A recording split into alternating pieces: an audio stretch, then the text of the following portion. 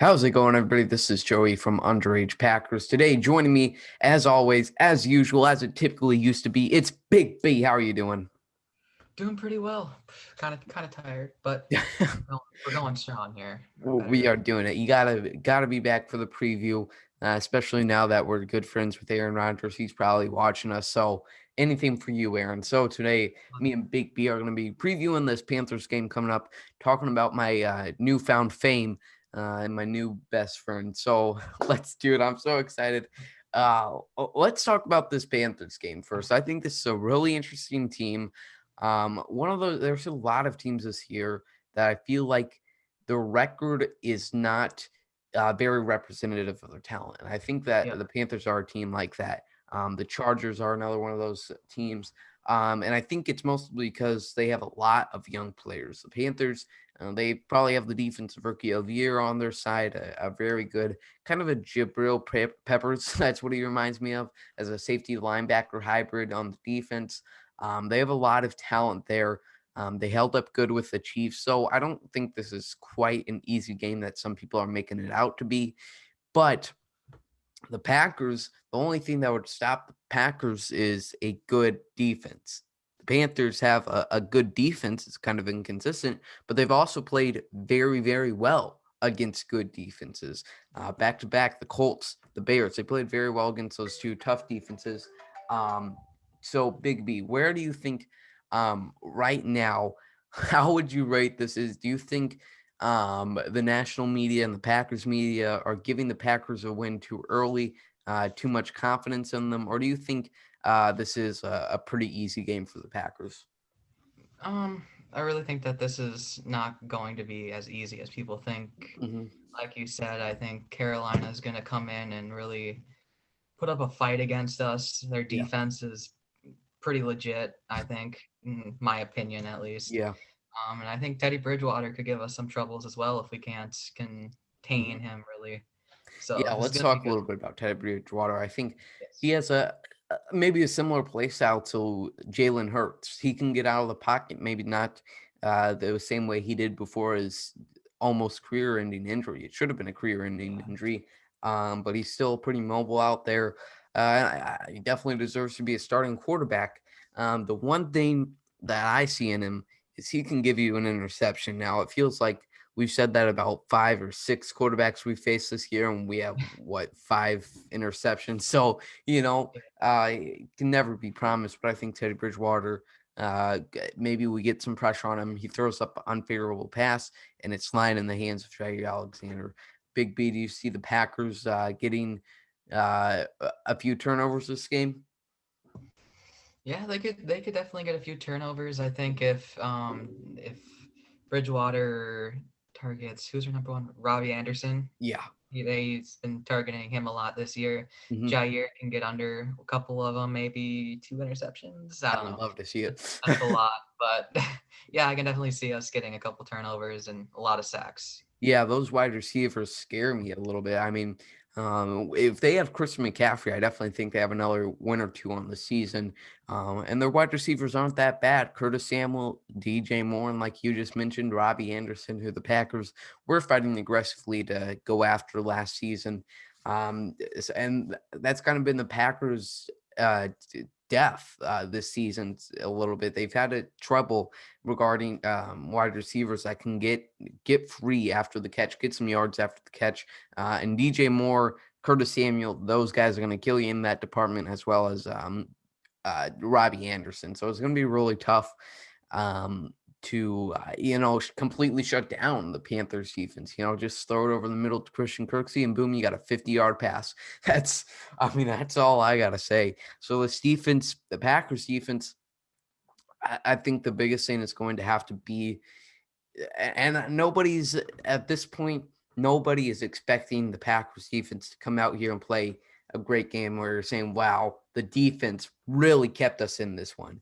But the defense we just want the defense to do the bare minimum where instead of saving the game for us or making a big play, we're just hoping they don't mess it all up. Like Yeah. that's really what all you can hope for this defense.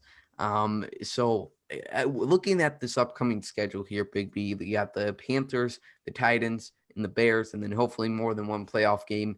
Is there a team that you can see could make the Packers defense not able to do that bare minimum? Well, of course, it's the Titans game. Yeah. Like, come on, that's like the easiest question you ever gave me. Got Derrick Henry, like that's Yeah. all you need to know. It's just Derrick Henry. Hmm. Like, you just gotta try to contain him to at least 300 yards, and we should win. Yeah, exactly. And that game I'm super excited for, mainly because of our guest we have on next week. But um, it's going to be really interesting. It's going to be an offensive shootout. That's at least what I expect it to be. The Titans' passing offense or passing defense rather is not too good, to say the least. So you pretty much were able to get so far into the playoffs, get to the AFC Championship game because they had Derrick Henry on offense, and their defense was also really strong. So the defense has definitely fallen off a little bit here. Rodgers is going to have to score at least 5 touchdowns next week. That's all we can hope for that Titans game. The Bears offense, they scored 10 points outside of garbage time against us in week 12. And we'll have to see how much the Panthers can put up, but their defense is going to have to keep them in the game for the Panthers. And yeah, that's formula for beating the Packers. And that's why I really don't, based on what they've done this year, that's why I'm not scared of the Packers going up against any playoff team because Yeah. no defense has stopped them. Yeah. And you just got to stop running backs from getting on a run. So we'll have to see how this Packers defense holds up down the stretch. But I'm just hoping we can see the bare minimum from them and the offense continues what they do. So looking again at this Packers team here, I mean, we're a Packers podcast. That seems like something we should do here. So there's a lot of talk, and I talked a little bit about this past Monday. The Packers are frauds. That was a big narrative last year. And to be Oh, frank, yeah. they were. But and even this year, because they only won by 7 points to the Lions. The Saints just lost to the Eagles, but they're not frauds. They're legit. And I'm Yeah. not saying the Saints are frauds, but I'm just saying, can we be a little more consistent with our narratives here? Like I see people calling the Packers frauds. I sent you this, someone daring to compare the 2019 and 2020 Packers. Absolutely ridiculous, a little bit ridiculous. It's like if if you know us, like the Packers in general, like Yeah. we have a hard time in Detroit, like Yeah, every yeah, exactly. so Yeah, like come on. the idea that you have to beat every team by 30 is insane. And I think that was a really good game by the Packers, no matter who they were facing, what the final score was. I think they played really good. And yeah, so hopefully this narrative that you have to beat every team by 30 drops. The Saints aren't frauds. The Packers aren't frauds. The Bears, they don't have a good enough record to be frauds. So they're frauds for having 5 wins anyways. They should be 0-16. It was an easy schedule. I love that narrative too. People love to pick and choose their narratives also about the MVP candidates. I think a lot of people, awesome segue right there, I gotta admit. Yeah, that was great. A lot of people before the draft, and I see quite a few people saying this, Rodgers doesn't have any weapons. And, we spent enough time in the long 3 months of the off season after the draft talking about that. Rodgers has had a great season, but it's obvious it's due to the development of his weapons. Robert Tunyon, MVS. I've talked enough about these role players, and I talked about them on JJ Law's podcast. Probably pronounced that wrong, on Daily Cheese. And then you look over to the other side, Patrick Mahomes. It's 2 horse race between them. And yeah, I definitely see what people are saying, that Rodgers doesn't have Tyreek Hill, he doesn't have Travis Kelce. But in the midst of it all, I'm like, hey, let's give a little respect to A-Rod's weapons. So let's stop saying Rodgers only has Adams. On the offense this year, Big B, Rodgers has obviously had a lot of receivers step up. Who were you most surprised or shocked with their big improvement this year? Just wide receivers. Any offensive weapon. All right, I'm going with Robert Tunyon Mhm. because I thought Jay Sternberger was gonna be in that role Yeah. this year. I'm can't believe how great Tunyon has been this year. I keep Yeah. saying Tunyon, but yeah, he has 9 touchdowns this year, right? That's right, Tom. Right, Yeah. right. Yeah, It's like, and crazy, crazy. any tight end, if he gets enough opportunities, can probably catch 9 touchdowns from Aaron Rodgers. But he's also been he's been able to get so wide open. It's Yeah, insane. Um crazy. and I don't know if that's route running, people not respecting his game enough. But he's definitely been on a tear this season, and I'm so excited to see him, MVS, in the playoffs as well as Vontae. And that's another thing. I think like we could go on about why this 2020 Packers team is so much better. Like it is so much better. And the main reason I would give to that is Aaron Rodgers' play. Big B, would you agree with that, or is there another player aspect that you think has immensely improved over this season? Um, no, I agree. I mean, Hmm. the comfortableness in the offense as well for Yeah, everyone as well, I think. But yeah, I yeah, agree. yeah. It's just in kind of combining those two of year two in the offense, Aaron Rodgers is to go Hmm. all of that great stuff, and you get this great product. Um, let's get into here playoffs. We're getting to that time. The playoff teams. I'm most scared of the Packers beating the Packers. You look at Hmm. every loss they've had this year. Um, the Vikings game is interesting. They didn't have an answer for Dalvin Cook, but on the offense, I also think were absolutely awful, uh, atrocious through that third and fourth quarter. They killed themselves there. In Indy, they have 4 turnovers. They give Indianapolis a chance to get the ball back and keep on driving down, just giving Jonathan Taylor those 5-yard runs. In Tampa Bay, uh, they decapitated themselves. They put themselves through immense torture.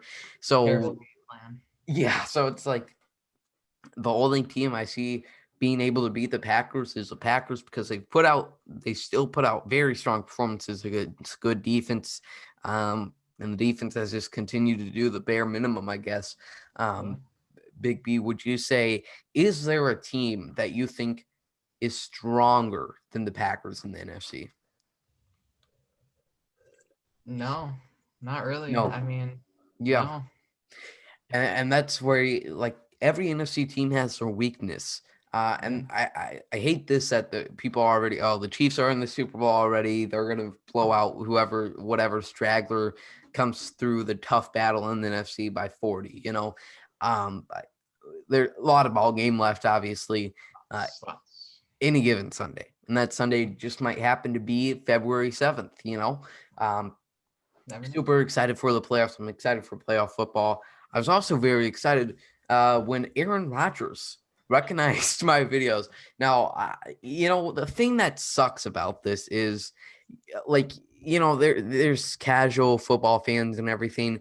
How do I tell people that, they have an idea of the Packers? They know who Aaron Rodgers is. They know that I love him, but they have no clue who Jason Wilde is. They have no clue how he takes 25 minutes. They have no clue uh, what a Packers press conference looks like. So it's Yeah. like, and my only proof for Aaron Rodgers seeing my video is 2 40-year-old men telling, yes, Aaron Rodgers saw it.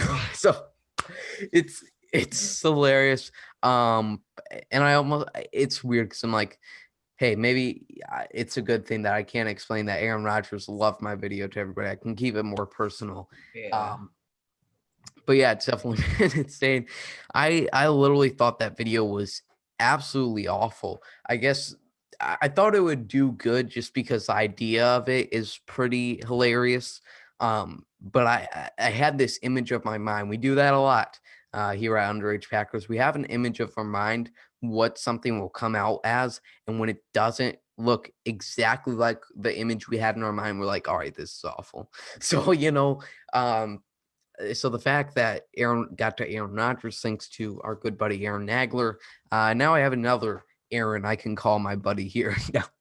And then Matt LaFleur saying, "Are you done yet, Jason?" That was absolutely phenomenal as well. Looking at his watch, I feel like I'm definitely going to plan on continuing that great series. But I feel like every time it's not recognized by Aaron Rodgers, it's going to be a complete failure in my head. I love Jason Wilde's comeback on that though. You can tell he is hurt in his voice. Somebody's been on Twitter. Title of this episode: Let's keep it under 25 minutes. Big B. It was just an excellent moment in my life.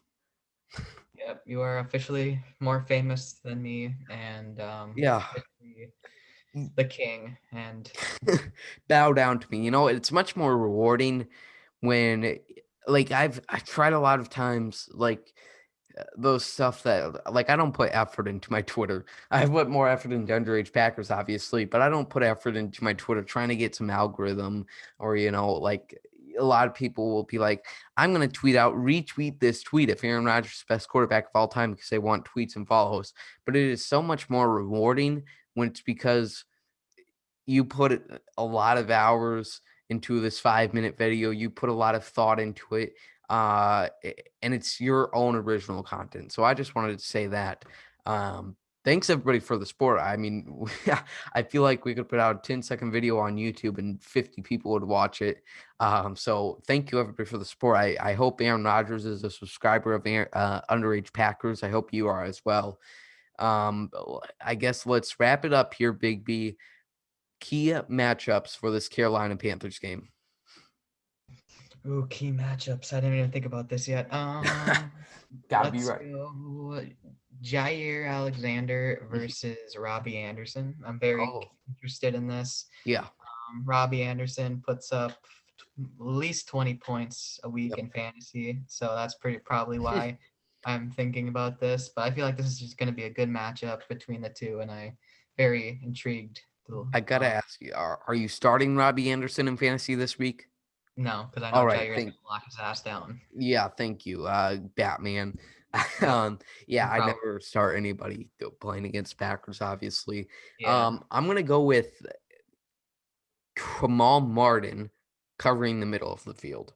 I think the Panthers defense might put up a good match against the Packers, but if the Packers defense can do it just a teensy bit over the bare minimum, Kamal Martin should be a big part of that. Then they should still win this game by 15. Uh, Keeping on that final score predictions, let's hear it, Big B. All right, we are going 38-24. Packers win, and it's going to be a good one. Yeah, Packers are going to Saturday night football. I'm hyped for it. I'm Oh, gonna go yes. with a little lower of a score, 31, 7 points, 31-20. I think Packers gonna go score 20 in the first half and they'll slow down like usual. Not on purpose, just Yeah. because they have a big lead. Well, everybody, thanks so much for watching. Thanks for all the support this week. Me and Big B should be back this Monday or maybe this Sunday to recap that Carolina Panthers game. We'll be back Saturday with Wes Hakowitz of Packers.com to preview the Tennessee Titans game. Thanks for watching. Any final words of wisdom, Big B? NFC North champions once again. My first episode back since Yep. then. North champs, and go Pack go. Go Pack Go, everybody. That's all we got for you at Underage Packers. Go Pack Go.